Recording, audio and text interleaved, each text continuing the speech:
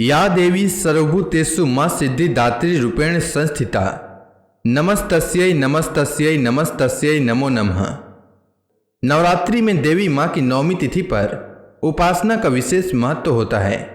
नवमी तिथि के दिन मां सिद्धिदात्री की पूजा अर्चना की जाती है।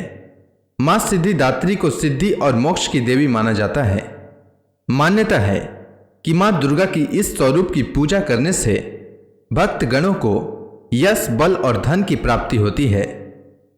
मां दुर्गा जी की नौवीं शक्ति का नाम सिद्धिदात्री है। ये सभी प्रकार की सिद्धियों को देने वाली हैं।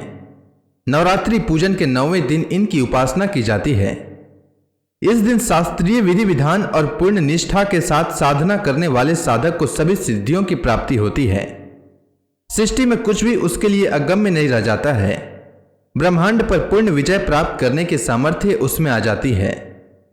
मार्कंडेय पुराण के अनुसार अणिमा, महिमा, गरिमा, लघिमा, प्राप्ति, प्राकाम्य, इसित्व और वसित्व, ये 8 सिद्धियां होती हैं।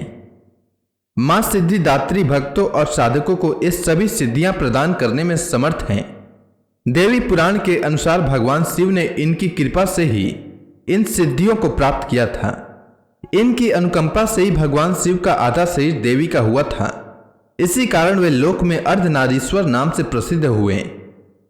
मां सिद्धिदात्री 4 भुजाओं वाली हैं। इनका वाहन सिंह है। एक कमल पुष्प पर आसीन रहती हैं। इनकी दाहिनी तरफ के नीचे वाले हाथ में कमल पुष्प है। प्रत्येक मनुष्य का यह कर्तव्य है कि वह मां सिद्धिदात्री की कृपा प्राप्त करने का निरंतर प्रयत्न करें, उनकी आराधना की ओर अग्रसर रहें। इनकी कृपा से अत्यंत दुख रूप संसार से निर्लिप्त रहकर सारे सुखों का भोग करता हुआ वह मोक्ष को प्राप्त हो जाता है, जो मां सिद्धिदात्री का भक्ति में लीन रहता है। 9 दुर्गाओं में मां सिद्धिदात्री मां दुर्गा का अंतिम स्वरूप है। अन्य 8 दुर्गाओं की पूजा उपासना शास्त्रीय विधि विधान के अनुसार करते हुए भक्तगण दुर्गा पूजा के 9वें दिन इनकी उपासना में प्रवृत्त होते हैं। इन सिद्धिदात्री मां की उपासना पूर्ण कर लेने के बाद भक्तों और साधकों की लौकिक, पारलौकिक सभी प्रकार की कामनाओं की पूर्ति हो जाती है। सिद्धिदात्री मां के कृपा पात्र भक्त के भीतर कोई ऐसी कामना शेष बचती ही नहीं है जिसे वह पूर्ण करना चाहे।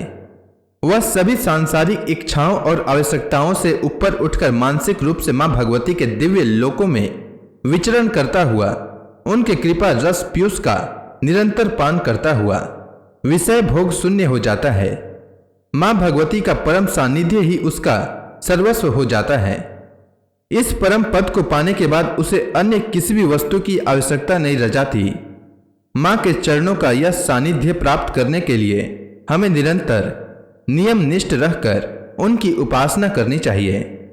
मां भगवती का स्मरण ध्यान पूजन हमें इस संसार की असारता का बोध कराते हुए वास्तविक परम शांतिदायक अमृत पद की ओर ले जाने वाला है।